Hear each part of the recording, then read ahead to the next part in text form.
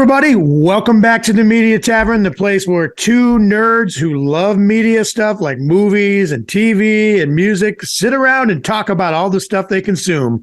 My name is Eric. Today, as always, with my good buddy, Mr. Todd Stanton. Todd, how you doing? Good. How you doing, buddy? I feel like we haven't talked in a while. I mean, what's going on in your life? Man, again, just and soaking up these last holiday days. And enjoying, kind of looking forward to coming into the new year. I got all sorts of plans with you. We're going to do all sorts of cool stuff and keep making this cool podcast along with other things. And you're like a big keyboard guy. I mean, you're like always buying keyboards. Try this keyboard out, sell that keyboard. You're almost like a keyboard, I don't know, revolving door. What's the latest? What's the latest keyboard you got now since I bought your last one? So over there, I've got I decided that I'm going to, well, first of all, you're a much better keyboard player than me. I'm in the learning process. You and your wife are like legit players. Dude, you're good. You're good. I love your playing. You're crazy, but thank you. So I started playing organ, and then I realized I wasn't learning like a lot of like actual keyboard skills. So I got rid of the organ, I sold it to you. And I got, which was my Nord. I miss it. I got a full 88 key weighted like electronic piano, like a Casio 1100. What is it? It's a Casio PX 1100. Okay, all right, 88 keys. Yeah. I got a couple of them. Yeah, your house is like hilarious. You have a grand piano in your house, so. So I've been playing. I've been like really working on piano stuff, like straight up regular piano things. And then anything from there, in particular that you're like proud of playing right now? I've tried to do a bunch of Christmas songs, but it didn't work out. Like I wanted to have stuff ready for Christmas and be like, come on, everyone, gather around. But it didn't pan out. Because I tried to learn. The weather outside is frightful. I went in hardcore and tried to learn Linus and Lucy, and that was stupid because it's the hardest song to learn. I can do the beginning of it. But I can't do I can do each side separately, right? You have to split your brain and have to play that because you have to keep this thing going. Yeah. But yeah, it's a fun song. I saw somebody just play on TikTok and I thought, man, I should really figure out the rest of it because that's just a cool little fun song. It is. It's great. And I learned it. I got to where it was like my brain wasn't quite melting, but it wasn't relaxing for me to play. So I quit. It does hurt. One song I've been jamming on is this song by Cannonball Adderley called Mercy, Mercy, Mercy. And it's a song that a lot of piano guys point to as like that's their go-to like jam. And it has like 3 sections and you can pretty much get with anybody. And if you know that song and they know it, you can rock out for a while. And it's really, really fun to play. It's got a great kind of jazz kind of bass line and lilt, and then it kind of goes into this funky structure, and then it goes into like a chorus thing, and then it repeats, and then you just go forever. I gotta look it up. Then we can play phenomenal. We can play it together. Yeah, I'll send it to you. It's excellent stuff. All right, sounds cool. So with my theme I did last week, I'm wearing another movie-related shirt. So, I was going to ask you about your shirt there. It's Never Too Late to Mend. Tell me what you got going on there, buddy. So it's a movie that came out in 1980. It's actually some people consider it a comedy. Some people consider it a musical, believe it or not. It stars 2 SNL people back in the day. Any guesses? And is it Night at the Roxbury? Nope. Little before that. Earlier SNL. I give Blues Brothers. What am I, stupid? One of my favorite movies of all time. And what this shirt is, it's the last scene in the movie is they're playing Jailhouse Rock in a prison. Yes. The whole band is there. Oh yeah. And on the wall is this. And what this is from is Joliet Prison in Illinois. And last year they had a Blues Brothers festival at Joliet Prison, and you went in there, and they had like little vendors set up, and they actually had Dan Aykroyd and James Belushi came in, and they were acting like the Blues Brothers. And that was kind of like the big draw. We didn't actually wait around till then because the whole thing was kind of borderline pathetic, but it was just fun experience to be at the prison. Like, oh, that's where they shot this and they shot that. And it was a cool thing. But I got the shirt and it was like, my brother says, I don't know if I'd wear it because I don't want people to think like I'm going to AA or something. And I'm like, oh, I guess so. But I guess what the sad thing about this is not on any wall. That's shot in the Blues Brothers where the band's playing, and this is on the wall. That's not in the prison. That was actually shot in LA on a stage. So that whole scene at the end is not at the prison. The whole scene in the beginning where Jake is coming out of the prison, that's Joliet prison, but they're supposedly supposed to be like back in that prison at the end of the movie. But this is nowhere on any wall, but where it is on the floor in the death row unit. Oh man, isn't that kind of suck? Like it's never too late to mend, and that's dark. Actually, late to mend. Are they like punking these people one last time? I don't know, right? It's like when you walk in there, it's like, it's not cool. Frank Oz in that scene where he's coming out of prison, he gives him back all his stuff. One condom used. That's great. Strike hard, strike first.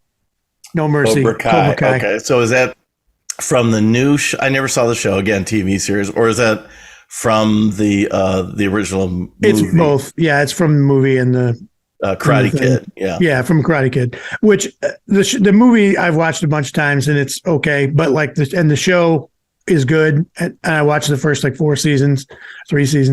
It's good, but I just think the shirt looks awesome, and I got it at like Walmart or something. It's not like it's some special cool shirt, but all right. Well, yeah. I mean, you get some of the best stuff like when you don't even think about it. Like you wear it and like, oh, I really like this shirt. So like this particular one got ruined. It got a stain on it or something. I was so bummed out because I got it at the prison. And so I sent away for another one. So man, they're like, this guy's hooked. Yeah, I know. So I like it. It fits really well too. I like it. I'm like getting larger body. So you look handsome, my friend. I mean, I saw your shirt, but what's the Michigan thing all about? Why? Go Blue, baby! Big game this weekend. I work in Ann Arbor, and I went to a movie in Ann Arbor last night with my family. What'd you see? We went to the Michigan Theater. There. And if you can't tell, I have a Michigan Theater background. And we saw a little movie by a small, unknown, up-and-coming director by the name of Steven Spielberg, a movie called... I think I've heard of him. What's that? I think I've heard of him.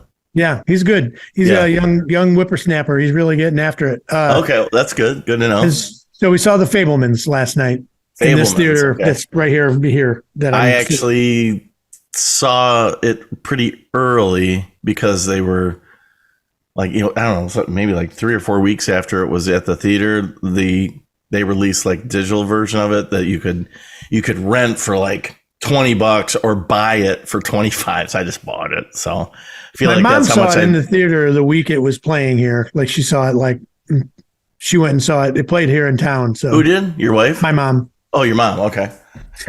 So let's talk about that. Okay. So what the hell did I watch? My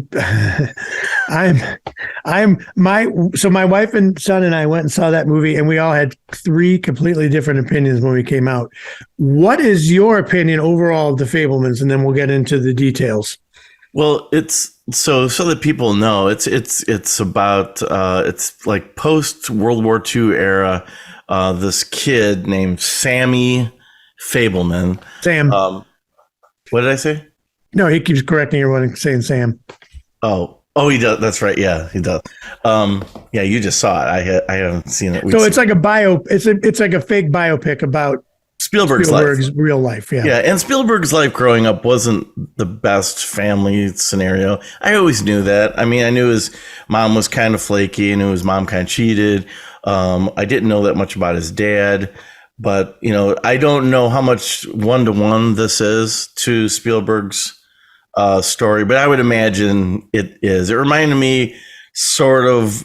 Did you ever see that one movie with Shia LaBeouf, and it's about his he grows up, his whole The Peanut Butter Falcon.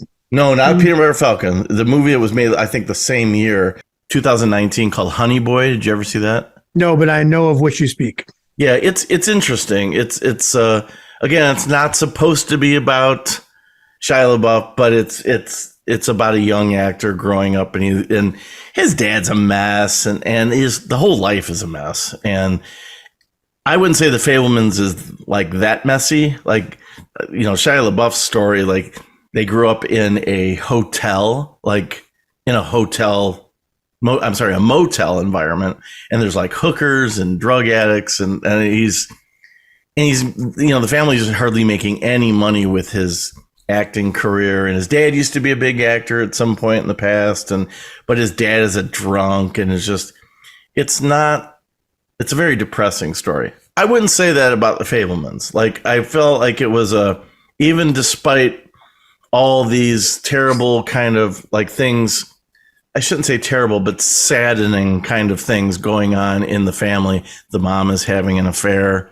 The dad doesn't know about it. And it's with the dad's friend, good friend. He considers him his best friend. Yeah. Uncle Benny, basically. Yeah. Yeah. It's sad. And, but it's that is kind of like the backdrop to the Sammy kid, Sam, who is learning how to be a filmmaker, and you're seeing like his love for film happen. And I don't know, I thought it was a nice little sweet story, and how his filming not only captured things he didn't want to see, but he captured stuff that brought his friend base kind of closer to him, because he's kind of a nerdy kid in school. And so it was just kind of like the power of the camera.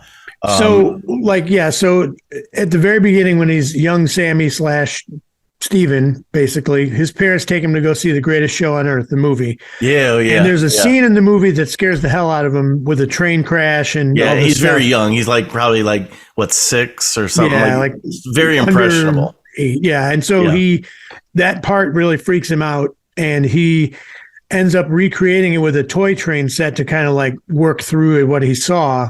And eventually his mom gives him his dad's film camera to like document it, so he can just watch it over and over again and not have to break all his trains every time. And that kind of gets the ball rolling for him with, the motion pictures, essentially. And what did they allude to, that he was kind of like autistic of sorts, or on the spectrum or something? Like, didn't you feel like that's what they were saying? There was something in the beginning, but I don't feel like they expanded on that at all. Nah, I don't know. I didn't feel that vibe, but they said something about he had anxiety. Well, I think he was pretty anxious kid. Yeah. Okay. It just gave me a different impression. I thought, I didn't know that aspect of Spielberg. Thinking that it was like some kind of Asperger-ish, relation. But anyways, okay, go on. So then, as time goes on, Sammy is like kind of like just show him kind of growing up throughout his life, dealing with his parents, who are, we're going to get into the nuts and bolts of this here. But so eventually what happens is they go on a camping trip.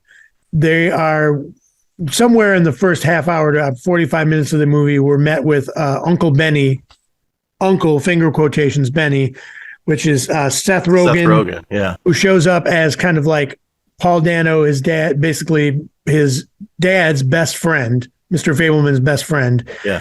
And they go on a camping trip, and Sammy films everything with his new camera. And Sammy's just filming random stuff. He's filming stuff. Eventually his dad asks him so they come back from the camping trip, and his grandma / his mom's mom dies.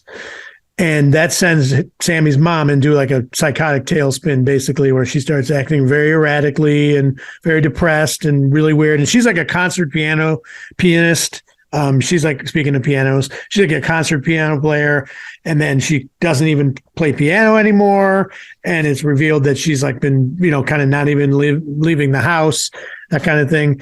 So So Sammy's dad says, well, please put together a video. What is wrong with me? Put together a film, edit together a film of our vacation. It'll make your mom happy. Yeah. So he begrudgingly puts aside his scheduled films that he's making because he's really kind of hit this hot spot, like you said, with his friends. Yeah, he had like his whole weekend plan to like film whatever. I think it was like a war film. I think that he was like shooting, and he had like 40 guys coming in to help him film. And Dad says, "No, you need to do this to like cheer up Mom because basically I'll buy you this gear, but you basically Dad knows that Mom is cheating. Like he detects something is going on." You think that's the thing? You think that was the thing? Yeah. Watch that scene again. He knows something's off. He knows something's off. So he wants to get. I didn't look at it that way, but you're right, probably. But anyway, so we'll get to that. So.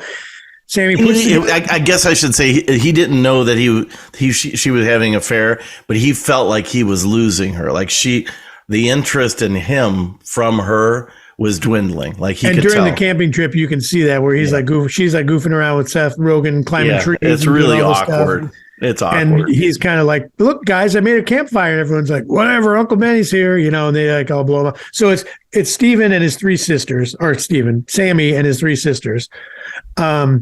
Which, by the way, we did a bunch of research on this after the fact, and he did have Steven Spielberg does have three sisters. His mom. Yep.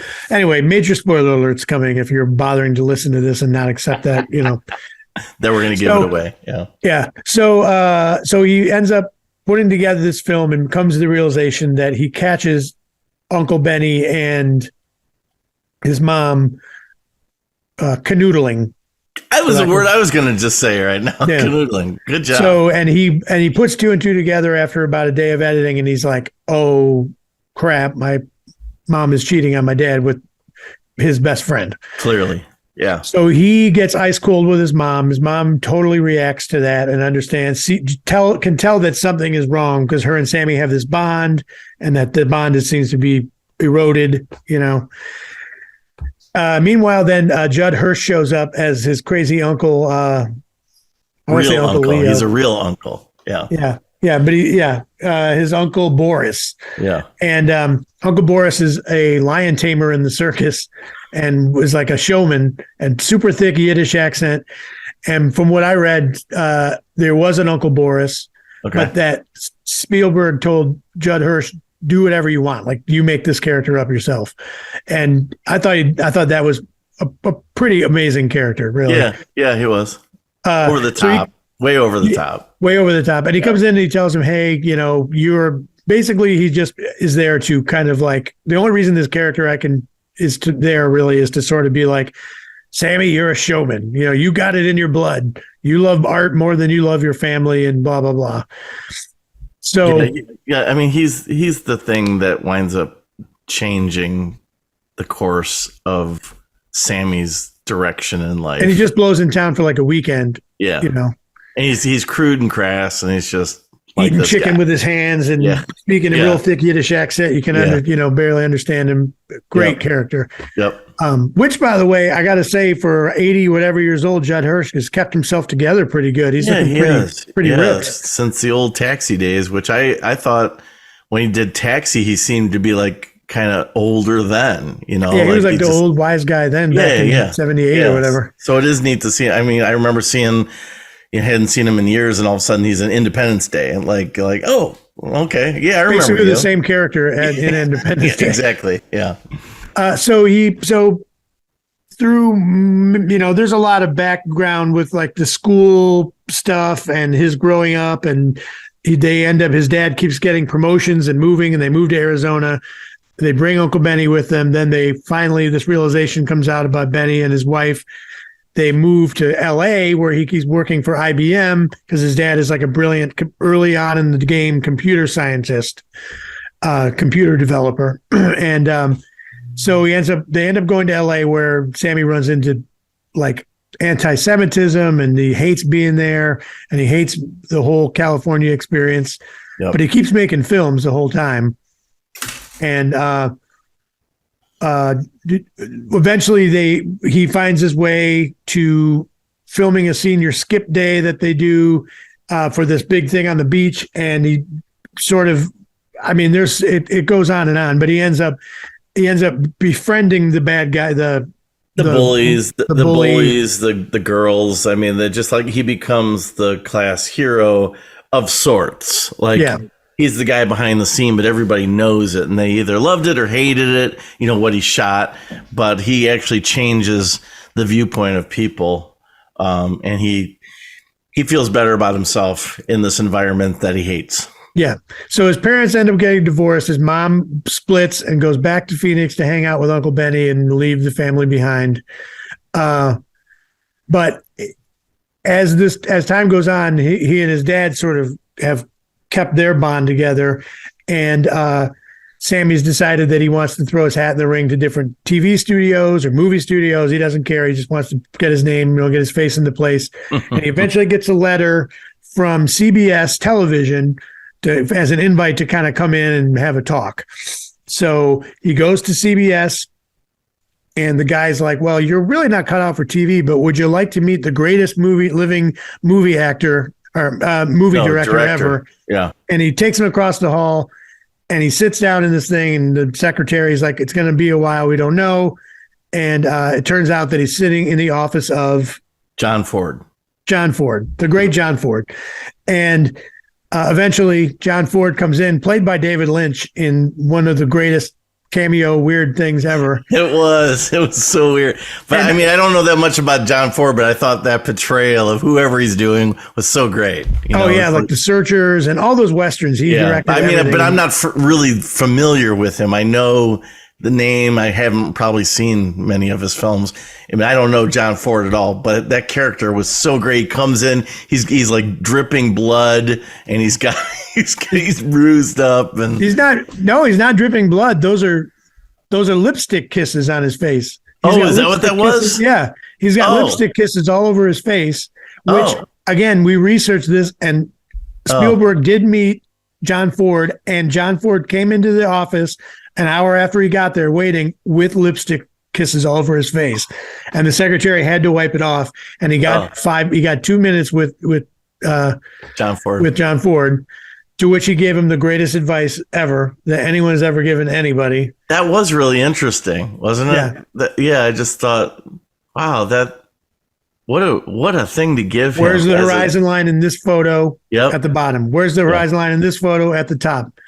If it's at the bottom, it's interesting. If it's at the top, it's interesting. If it's in the middle, it's complete shit. Boring ass. Yeah. Yeah, boring ass shit. Yeah. And then he said, "Get the F out of my office." Yeah, get out of my office. So he throws him out, which apparently that also happened. And that flips the light switch, and we see at the end, which is basically the movie poster itself. They show horizon. Yeah. Yeah. That's the greatest thing is the camera goes boop, and like it changes the horizon. Yeah. So I thought it was great. Okay. So then you see sort of Sammy walking off into the movie lot set, and that's where we leave him. And we can only assume he goes on to. But that brings us to the question. What did you think about the Fabelmans? Did you like it? Did you not like it? I was expecting a lot more. When I say that, I feel like there was a lot that went into this movie. I mean, it's a big cinematic looking movie. A lot of the shots are beautiful. You could tell they spent a lot, on the actors, and I mean, the whole ensemble of people there was a lot of. This was a big movie, and I was really expecting to be blown away by it, because I haven't been too happy with some of Spielberg's recent movies. West Side Story, I didn't see it, but I just wasn't interested in it. I know people have said it's really good. The Post, I thought was horrible. It was really boring. Bridge of Spies, I mean, stuff like this was okay movies, but just nothing that's really like Spielberg movie. Back in the day when there was a Spielberg movie, Raiders of the Lost Ark, Close Encounters, Jaws, I mean, Minority Report even, you were excited to see it. I think now when it's Spielberg, the excitement isn't there. So anyways, that's a long way of saying I expected more, and it just wasn't.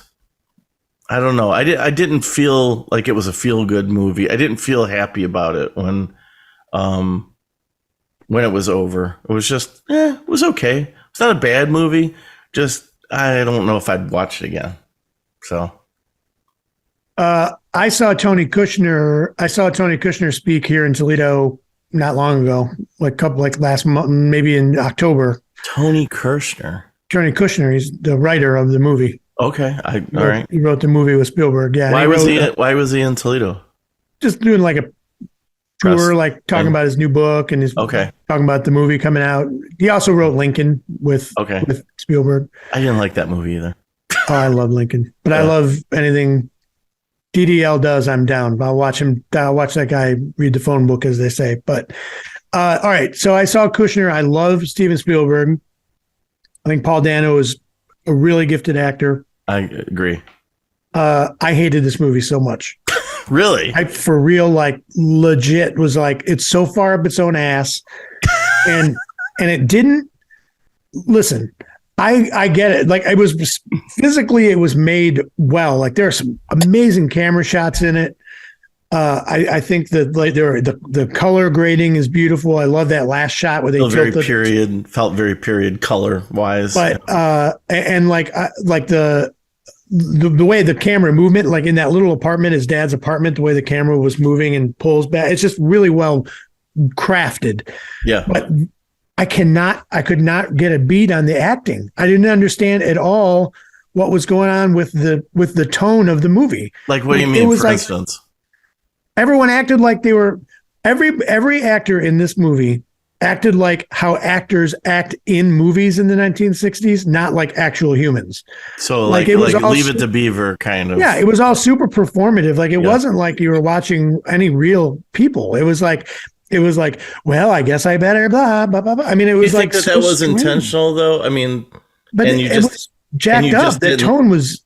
If that was intentional, that was a bad intent. Well, I mean, because of the squeaky clean time period of the 50s or whatever, don't you think that it was like trying to... that's not how people would act at all. Well, it's so weird. I mean, I'm not saying they did act like that, but we saw that on TV. But that doesn't... That's a tone. What the hell kind of movie is that? Where you're like, let's have these fake actors act fake and say things that people would never say in real life.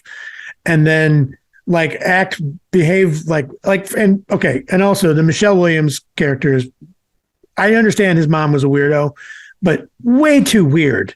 Like that whole thing with the camping and the ballet dancing and the thing. I'm like, what is happening right now? But and it wasn't so much just her. It was like the rest of the family was okay with it. They were like, wow, amazing. Like they were in awe of, the mother and wife and being basically, you could see through her dress against the campfire and she's dancing around like the headlights, like she was like a ballerina.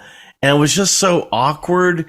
Weird. And I just thought, why isn't the rest of the family think this is awkward? Or why are they just like, what is going on? Is mom hammered? Like, what's the deal? And then like the whole thing with like Paul Dano's character, the way he spoke in every line was ridiculous. It was like, it wasn't at all what actual human beings, how they would actually speak, even in the 1950s and 60s.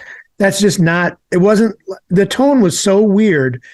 And I think the only guy who knew what movie he was in was Judd Hirsch. I think that's the only guy who actually understood what movie he was, what they were going for. And again, beautiful movie, and took a lot of guts to tell the story that apparently is very accurate to his life. I think that's one thing that is commendable, that he really, he had to wait for his parents to kind of pass away so he could tell the story the way that it really went down. Without crushing them. But it was just, I could not deal with it, man. I was like, wow, I actively do not like this movie. And I wanted to like it very much. Like I was hoping like, oh, this will be great. And I'll get an insight. The way that the jock guys acted was like, here's what I did. Here's how I described this to my wife after we saw it.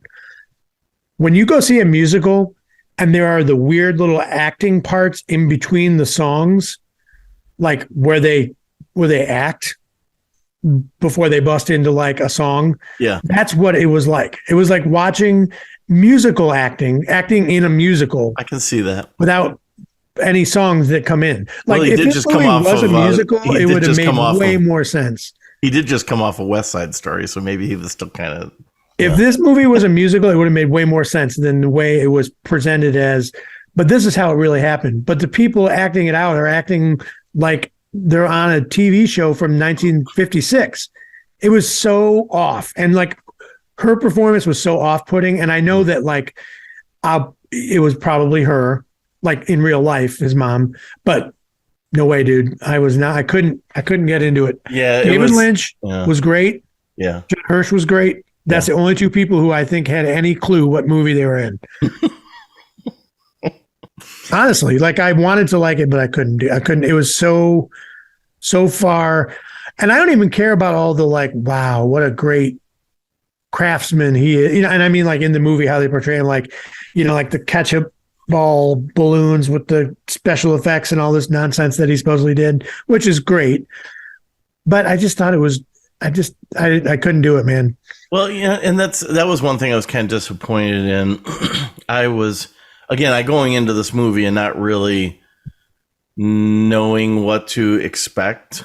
But I knew that the backdrop was kind of not even loosely. It was based on Spielberg's story.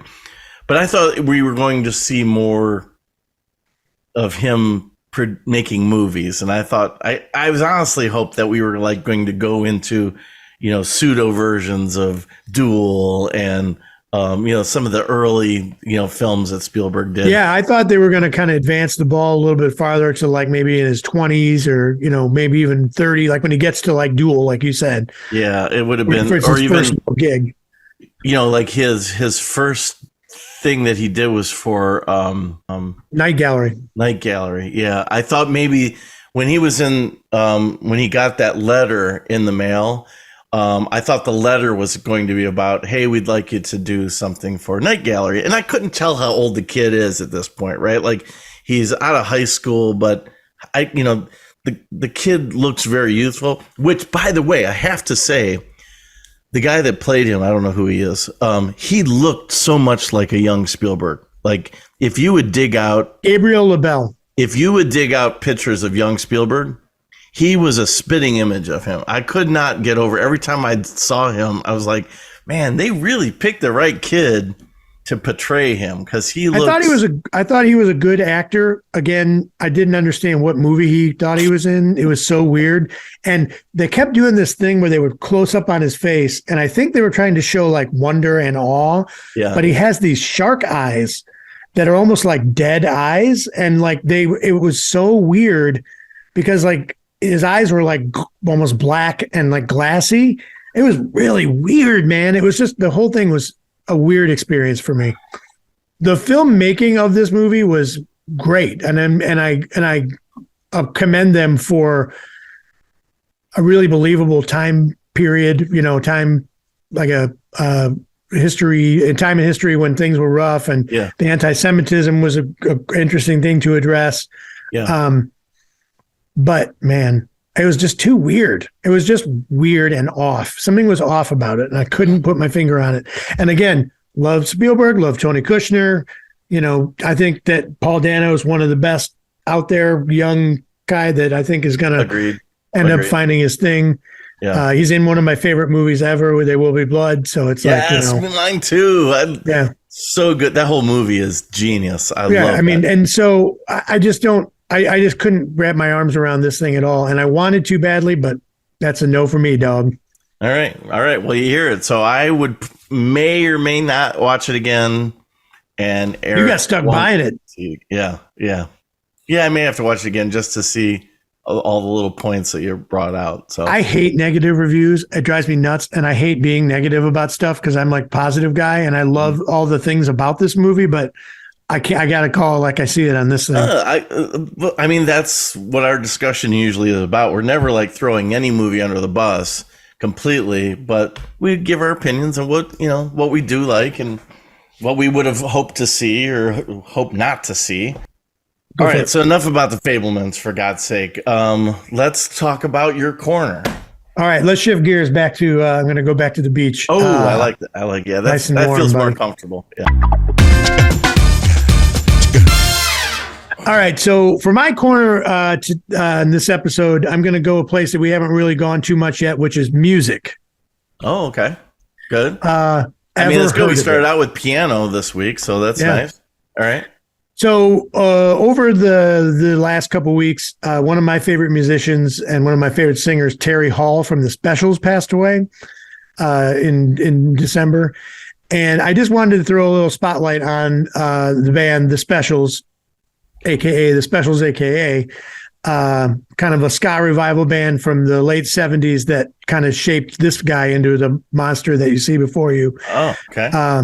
When I was a kid, I was really into and I still am, but I was really into Rush and all these kind of prog rock bands and stuff. And my dad was a blues guy, and he was would travel around for business, and he would go to he was really into new music at the time when I was a kid. And so he would go see the Pretenders play at a little club, or he would go see the Clash in New York City if he was there, stuff like that. And so I said, Dad, I really want a bunch of Rush albums for Christmas one year. And he said, I will buy you these Rush albums, but I'm going to buy you these other albums that you have to listen to as well if you want these other records. So I said, sure. So he bought me the first Specials album and the second album, which is called More Specials. And I put those on, and it blew my brain out, and I didn't care about anything else except ska and punk rock from then on. I do now, but as a kid.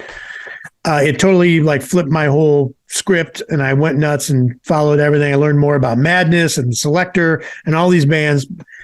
So the first two Specials records. And this is during the 80s? Late 70s. They started in the late 70s, okay. Yeah. All right. And so the first album is the manifesto of new revival ska in the 70s. I mean, it starts out with the song Gangsters, and you've probably heard Ghost Town, the 12-inch single always gets played around Halloween, but it's about the actual break. This place is coming like a ghost town. Song. Yeah, I love that song. Sing it. Love that song. Yeah, and that song's more about the London music scene fragmenting than it is about haunted things. But anyway, too much fighting on the dance floor. So those first two Specials records are great. And when Terry passed away, his voice is super distinct, very he just had this kind of almost dandy quality to his voice. And the second Specials album, especially, I saw at some football match in the UK somewhere, they had Terry's quote of "My name's Terry and I'm going to enjoy myself first," and in quotes, because that's the line from "Enjoy Yourself" on the second album. Okay. And he kind of steps up. He's just a cool voice. If you're into anything like Elvis Costello, or if you are into you probably have already heard the Specials, but if by some odd chance you have not, I highly recommend the first two Specials albums. They're one of those groups, kind of like Bob Dylan or the Beatles, that don't really need a greatest hits. You can just buy the albums because they're all excellent. They're all greatest hits, really. But the first two are pretty lights out. So that is my corner. Go listen to the Specials. If you have them in your collection and you haven't dusted off, blown the dust off them in a while, let's tip the cap to Terry and listen to some Specials. Tip the pork pie hat to Terry and listen to some Specials today. Yeah. Todd, let's head over to your corner. What you got, bud? Okay, well, I was going to do another movie, but since you switched gears this time and did music, I thought I'd talk about something that it's kind of been I've been passionate for a while, an artist. Back in, I don't know what year it was now, 96, I think the movie That Thing You Do. Remember That Thing You Do? I do. The Tom Hanks film. I fell in love with that soundtrack. I mean, and I had a group of friends and my wife at the time. We all really got into that movie, and it's a phenomenal movie. It's so good. Such a great movie. I'm always surprised when people say they've never heard about it or never seen it. I'm really taken back by it because it was Tom Hanks' directorial debut.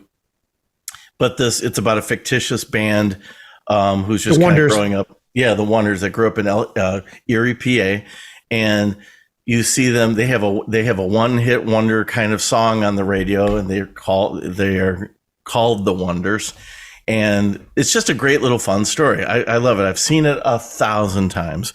When that soundtrack came out, I was really at a period with the music that I was listening to. I was kind of bored with what was on the radio.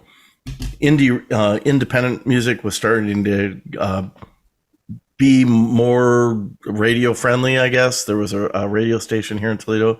What was it, 90? Was it 89X? I think, yeah, 89X. They played more stuff that no one else played. And I started exploring some of the bands, the indie rock bands at that time. I really loved the Wonders so much. I really was curious on who the band was. And in the credits, no one was credited.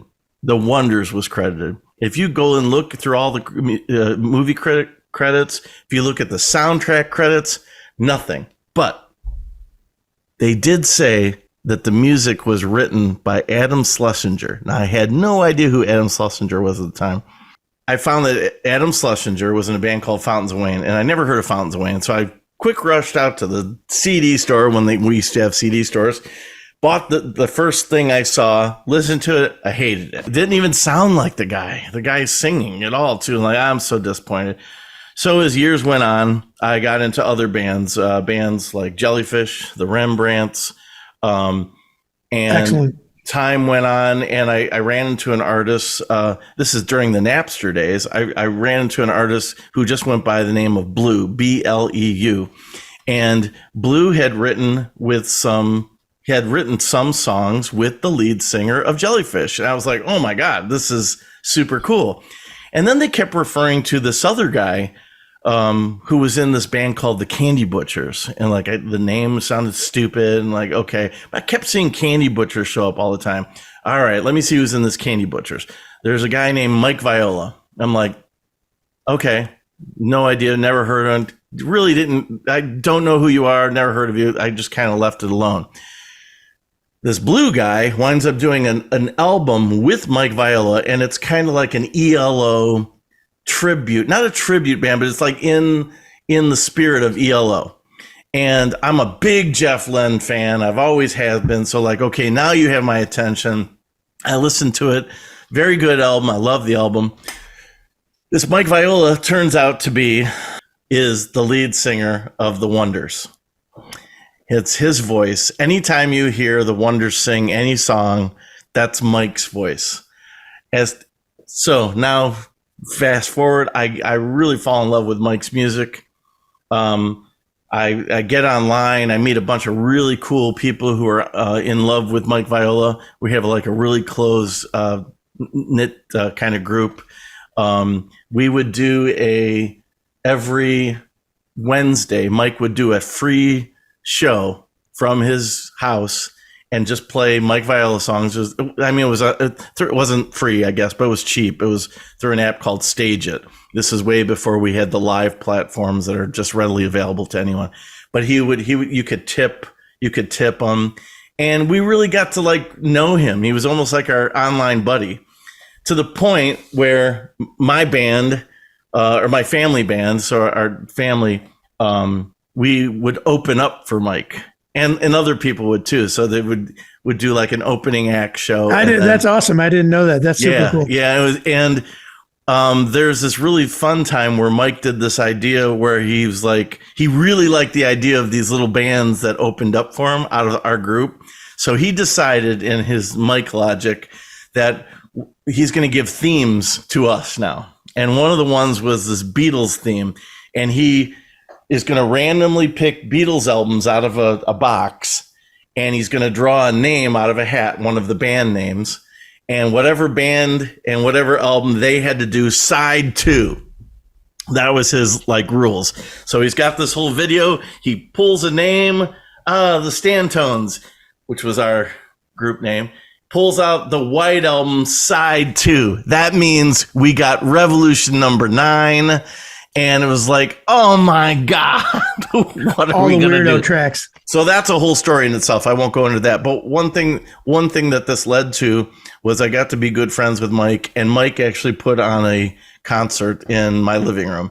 So now Mike is a bigwig. He works at Universal Music, and he just recently, one of the big things he's done, he's co-written and produced a lot of the music for Panic at the Disco.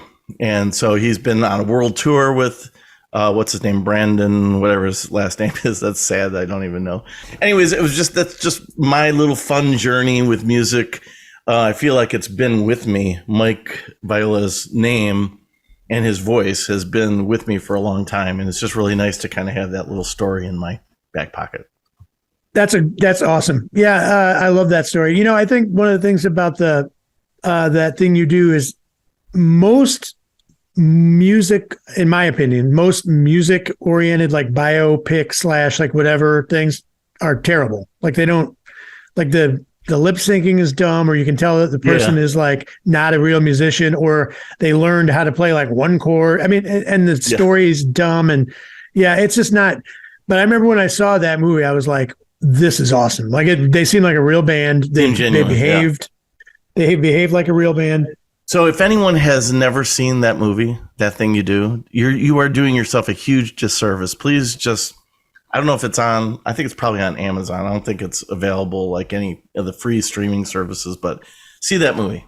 So my corner was the specials. Go back and pay tribute to Terry Hall. Yours was That Thing You Do, which I thought that was a great pick.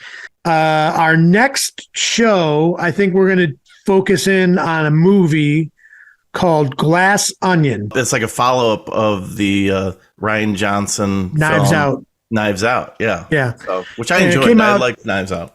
Yeah. Anyway, I think next time we're going to talk about Glass Onion. We'll get on our corners and talk about whatever's on our plates, minds, whatever's on our media minds. Yeah. And I think that'll be good. Sounds good, man. Looking forward to it. Man, this was another great episode. Thanks, everybody, for watching and listening. We will see you next time. See ya.